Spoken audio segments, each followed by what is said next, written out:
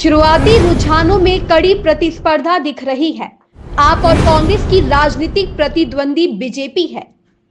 दिल्ली चुनाव के रुझानों में बीजेपी की बढ़त पर शिवसेना नेता संजय राउत का कहना है, शुरुआती रुझानों में कड़ी प्रतिस्पर्धा दिख रही है। अगर कांग्रेस और आप साथ होते तो नतीजे अलग हो सकते थे। आप और कांग्रेस की राजनीतिक प्रतिद्वंदी बीजेपी है। दोनों ने बीजेपी को सत्ता में आने से रोकने के लिए लड़ाई लड़ी, लेकिन वह अलग अलग लड़े। अगर वह एक साथ होते तो पहले घंटे में बीजेपी की हार निश्चित हो गई होती। आयोग और सरकार का रवैया चुनाव के बारे में कैसा है, किस प्रकार से मतदाता सूची में फ्रॉड हो रहा है, और ये महाराष्ट्र पैटर्न नया बनाया है। तो मैंने भी कल कहा कि दिल्ली में भी महाराष्ट्र पैटर्न लागू किया है और महाराष्ट्र पैटर्न जैसा है वैसा ही दिल्ली में काम चल रहा था।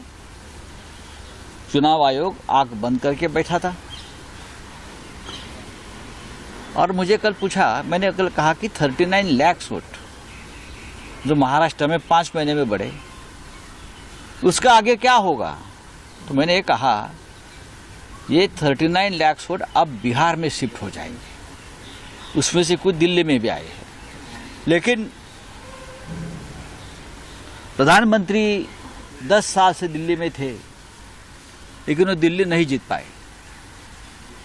तो उनकी एक आखिरी इच्छा रहेगी, शायद राजनीति में होती है, कि मेरे होते हुए दिल्ली में जीतना चाहिए। तो किसी भी हद तक जाकर दिल्ली में जीत हासिल करने की कोशिश हो रही है। अब तक पूरा निर्णय आया नहीं है, कांटे की टक्कर है। अगर कांग्रेस पार्टी और आपका मनोमिलन होता तो अच्छी बात रहती। उमर अब्दुल्ला ने अभी उमर अब्दुल्ला ने संदर्भ दिया है, नहीं लड़ते तो नतीजा नहीं, उन्होंने ये कहा है अब और लड़ो और एक दूसरे को समाप्त करो। मैंने भी, हम पहले दिन से हम यही कहते थे कि अगर आप और कांग्रेस दोनों का जो राजनीतिक प्रतिद्वंदी है, मैं शत्रु नहीं कहूँगा, वो भारतीय जनता पार्टी है। हमको भारतीय जनता पार्टी की हराने के लिए, सत्ता से दूर करने के लिए आप भी लड़ती है, कांग्रेस भी लड़ती है, लेकिन अलग अलग लड़ते हैं। अगर एक साथ होते तो दिल्ली का नतीजा डेफिनेटली पहले 1 घंटे में ही बीजेपी की हार सुनिश्चित हो जाती। लेकिन कांग्रेस कुछ खास परफॉर्मेंस नहीं कर पाई, सिर्फ एक जगह पर ही वो आगे दिख रही है। खाता खोल दिया बस, और क्या है। खाता खोलने के लिए ही सब लोग उतरते हैं मैदान में, लेकिन उससे हमको सबक लेना चाहिए। सबसे पहले दिल्ली में 5 साल से केजरीवाल सरकार को कोई काम करने नहीं दिया। जो लेफ्टिनेंट गवर्नर है वो गुजरात से लाए हैं, मिस्टर सक्सेना, आपको मालूम है। लेफ्टिनेंट गवर्नर के हाथ में पूरी ताकत, सभी प्रमुख नेताओं को भी जेल में डाल दिया। उसका भी ये नतीजा है।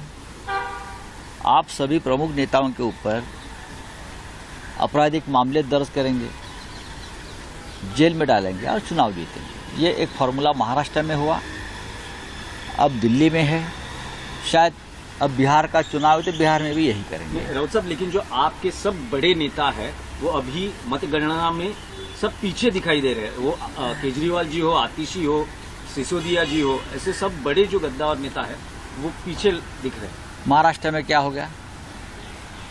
महाराष्ट्र में क्या हो गया? मैंने बोला ना, महाराष्ट्र पैटर्न, ये महाराष्ट्र पैटर्न है। लीडरशिप को ख़त्म करो।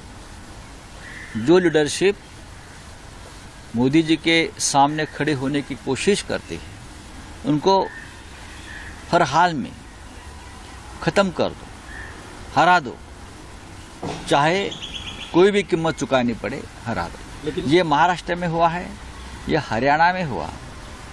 लोग क्या आपको लगता है बीजेपी को वोट कर रहे हैं? नहीं नहीं नहीं, बीजेपी को वोट करना कोई नहीं चाहता है। ये तो जबरदस्ती का वोटिंग है। नहीं, लेकिन